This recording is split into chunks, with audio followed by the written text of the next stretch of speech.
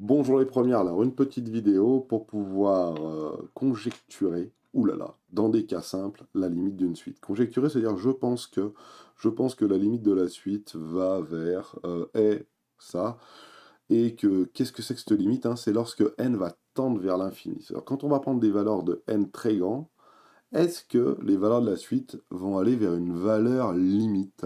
Donc on va essayer de voir ça, et puis on va faire des essais. Alors là, ça va être vraiment de faire des essais, et puis il y a pas...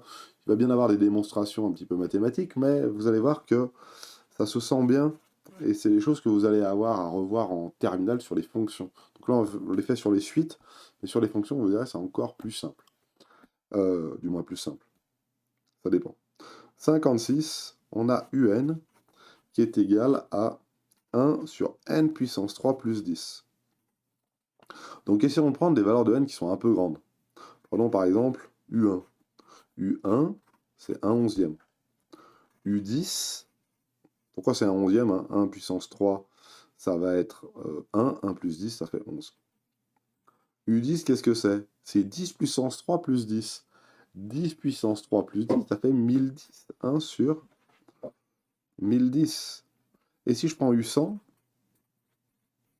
eh ben ça fait 100 puissance 3, ça fait déjà 6 zéros, 1 million. 1 sur 1 million 10. Donc vous voyez que 1 divisé par 11, c'est déjà pas grand-chose. 0,009, je crois. 1 divisé par 1000, ça va être encore plus petit. Et 1 divisé par 1 million, ça va être encore plus petit. Donc ça va être très très proche de 0. Voilà comment ça s'écrit. Limite de un quand n tend vers plus l'infini, c'est la limite de 1 sur n puissance 3 plus 10 quand n tend vers plus l'infini. Quand je prends un n très grand, hein, cette valeur-là va plutôt tendance à être égale à 0, donc la limite vaut 0. Voilà. Donc vous voyez, c'est assez facile à écrire. 57, la même, mais cette fois-ci, un, c'est égal à n puissance 3 plus 10.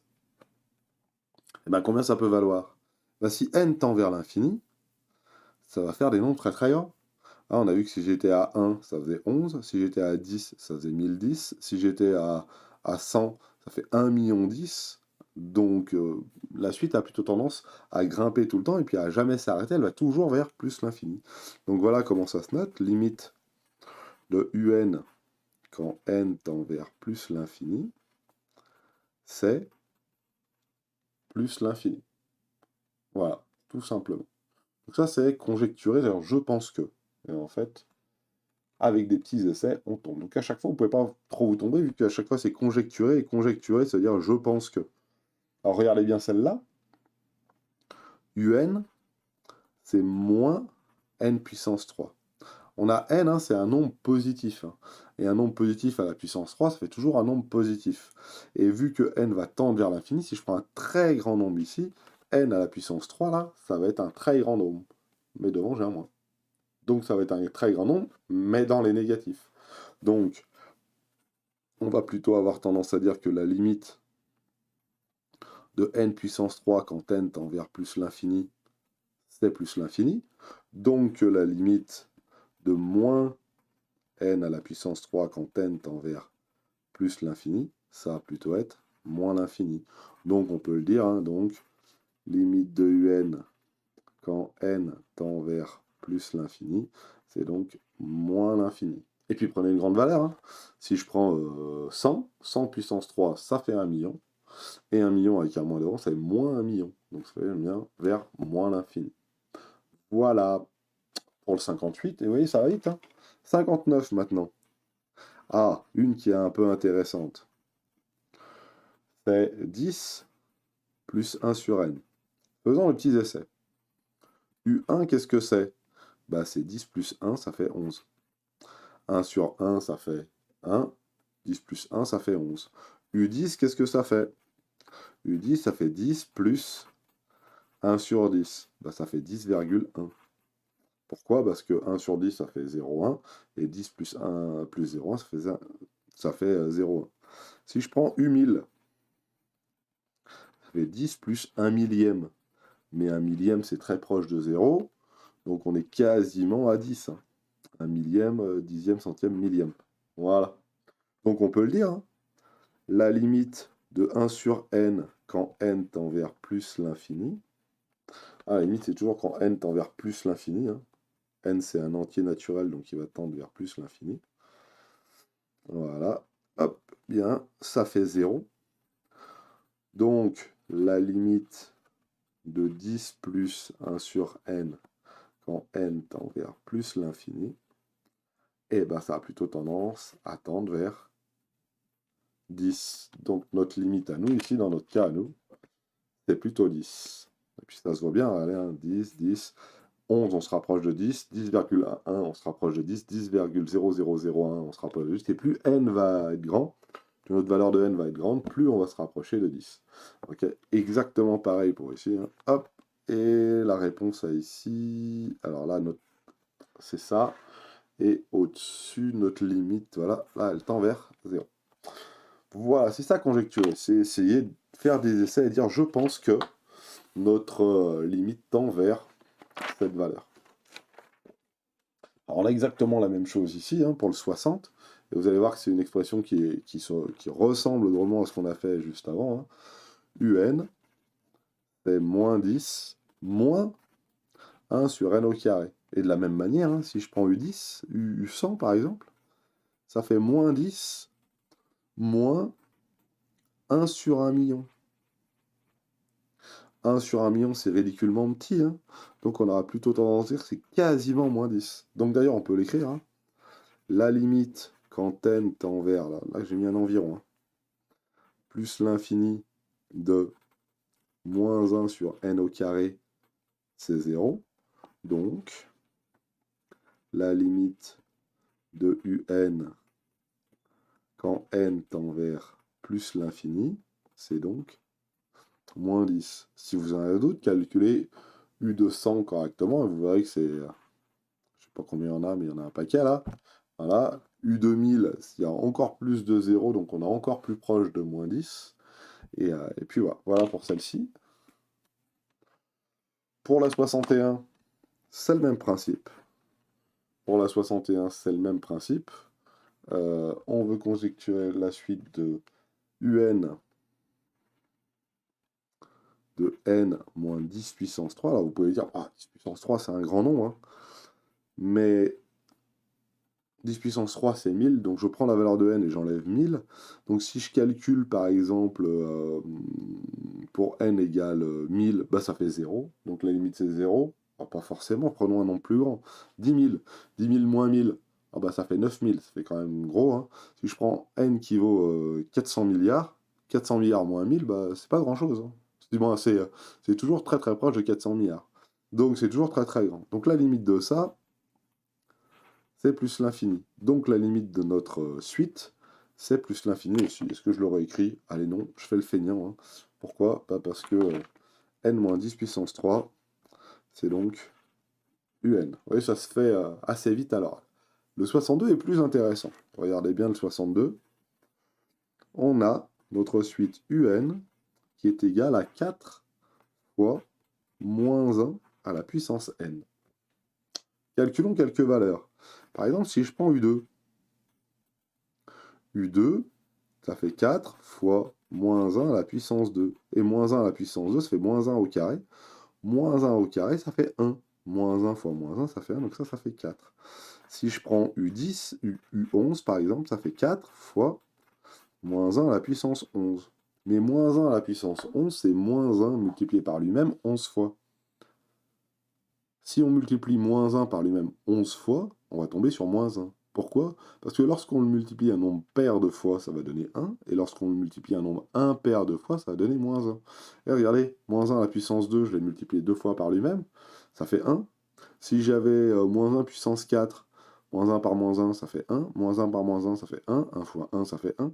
Chaque fois qu'on a des groupes de 2, ça fait 1 et ça reste positif. Quand on a un groupe, quand on multiplie par moins 1 par lui-même un nombre de fois impair, ça fait moins 1. Donc il y a deux cas, hein. Si n est pair,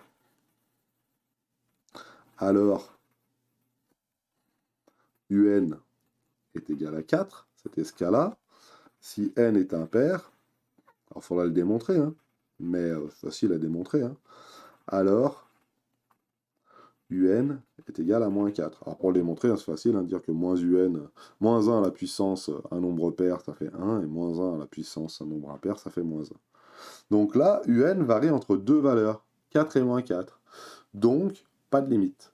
Un n'a pas de limite à proprement parler. Donc,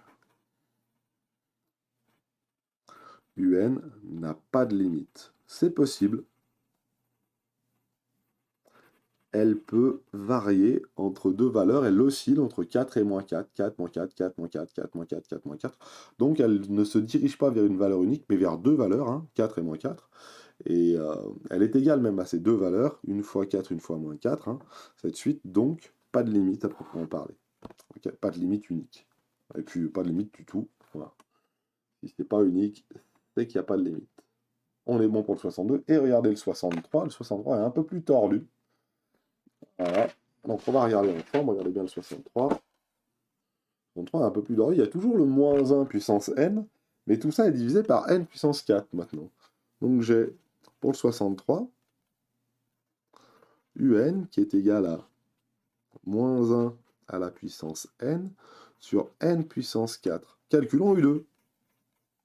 Bah, U2, ça fait 1 sur 2 puissance 4. 1 sur 2 puissance 4, ça fait 2 fois 2, 4 fois 2, 8 fois 2, 16. 1 16e.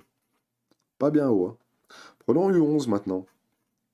U11, qu'est-ce que c'est? Bah, c'est moins 1 puissance 11 sur 2 puissance 11. Moins 1 puissance 11, ça fait moins 1. Comme on l'a vu à l'exercice précédent, 11 est un nombre impair, donc moins 1 puissance 11, ça fait moins 1. Et 2 puissance 11, bah, ça fait un nombre qui est assez grand. Alors moi, je le connais par cœur, ça fait 2048. Voilà. Pourquoi? Parce que je sais que 2 puissance 10, ça fait 1024, donc 2 puissance 11, ça fait 2048. Mettez-le dans une calculette si vous avez un doute. Mais moins 1 sur 2048, c'est très proche de 0. Et je vais dire une petite chose un petit peu, une notation un petit peu bizarre. Donc là, c'est moins 1. Ça, c'est l'énoncé, moins 1. Je vais dire, c'est proche de 0, mais de manière négative. Je vais mettre un petit 0 moins. Okay. Un 16e, c'est pareil, hein, c'est proche de 0, mais plutôt de manière positive. Donc ça, faites gaffe avec ces notations-là. Hein. Je vais les mettre de côté quand même. Et donc si je prends même plus grand, hein, si je prends par exemple U2000, bah, U2000, c'est moins 1 à la puissance 2000 sur 2 à la puissance 2000. Alors, m'excuserez, mais 2 à la puissance 2000, je ne le connais pas de tête. Mais ça fait un nombre très grand. Okay, et en haut, j'ai quoi? Bah, j'ai 1 sur un nombre très grand. 1 sur un nombre très grand, ça fait quelque chose qui est très proche de 0. Donc, on voit bien que lorsqu'on augmente la valeur de n, très rapidement, on va s'approcher de 0. Mais on va s'approcher de 0 un petit peu bizarrement. D'abord plus, après moins, d'abord plus, après moins, etc., etc., etc. Donc si on regarde un petit peu ce qu'il en est, alors on va regarder un petit peu, on va écrire que la limite de un, quand n tend vers plus l'infini, c'est donc 0. Et pour ça, on va utiliser notre petit tableur pour pouvoir vérifier nos dires. On imagine bien ce que ça va nous donner, mais on veut quand même vérifier. Donc voilà, je me suis fait mon petit tableur avec des nombres n qui vont de 1 à 10. Ça suffit largement pour voir ce qui se passe. Et quand on regarde dans la case ici, qu'est-ce que j'ai mis? J'ai mis dans la case, qu'est-ce que j'ai mis? Ça c'est bien français ça. Voici la formule qui est dans la case B2. Dans la case B2, on a donc moins 1 à la puissance A2. La case A2, c'est cette case-là, hein, c'est la case n. Le tout divisé par A2 puissance 4. Hein, vous le voyez aussi écrit ici. Hein. Voilà, et je vais copier-coller cette formule en dessous. Et elle va automatiquement incrémenter la variable A2. Hein. Si je regarde ici, par exemple, c'est bien moins 1 à la puissance A6 sur A6 à la puissance 4. Donc ici, vous voyez, on a bien notre valeur. Et vous voyez qu'à chaque fois, ma valeur de un, donc, elle va passer de positif de négatif à positif, à négatif, positif, négatif, positif, négatif, positif, négatif, positif, en se rapprochant de 0 le plus possible. Alors il est possible de dessiner tout ça. Donc si on demande de dessiner tout ça, il faut qu'on lui demande d'insérer un graphique avec des points, alors pas celui-là, pas celui-là, pas celui-là, mais plutôt un graphique, s'il te plaît, insérer celui-ci, un graphique en nuage de points, voilà. Alors, à part le premier qui est un petit peu excentré là, voilà, on voit pas mal. Alors, je vais réduire un tout petit peu parce qu'il a eu la fâcheuse tendance à me le faire un peu gros ce nuage. Voilà. Et, ah bah bien sûr, bien joué Cédric. Voilà, il est ici. Donc le premier terme, il est à -1. Pour n égale 1, on est à -1. Pour n égale 2, on est un petit peu au-dessus, et puis un petit peu en dessous, et puis un petit peu, et puis on se rapproche très rapidement de 0. On se situe bien ici à 0. Pour n égale 10, on est quasiment dessus. Mais on est quasiment dessus en positif. Pour n égale 9, on est un petit peu en dessous. Si j'approche ici, vous voyez, il me dit que alors c'est -0,0000. Donc on s'approche de 0, mais une fois positivement, une fois négativement. Et là, cette suite, elle s'approche bien d'une valeur fixe. Et cette valeur fixe, c'est bien 0. C'est pour ça qu'on a bien la limite de un qui vaut 0 quand n tend vers plus l'infini. Voilà pour ces petits exercices. Et puis voilà. Bonne journée à tous.